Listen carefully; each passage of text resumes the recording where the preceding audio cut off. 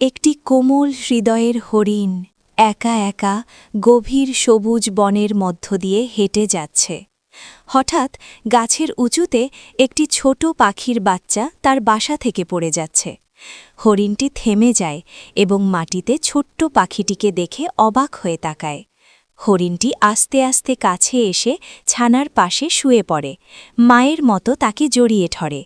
হরিণটি ছোট ছোট ফল নিয়ে আসে এবং পাখিদের খাওয়ায়। তার ছোট্ট ঠোঁটটি আলতো করে খোঁচা দেয়। এটি ছানাটিকে একটি স্রোতের কাছে নিয়ে যায়। তারা একসাথে ঠান্ডা জলে খেলা করে। হরিণটি তাকে ডানা ঝাপটাতে শেখায়, ছোট্টটিকে উড়তে উৎসাহিত করে। ইতিমধ্যে মা পাখিটি আকাশ জুড়ে উড়ে যায়, কাঁদতে কাঁদতে তার বাচ্চাকে ডাকতে থাকে।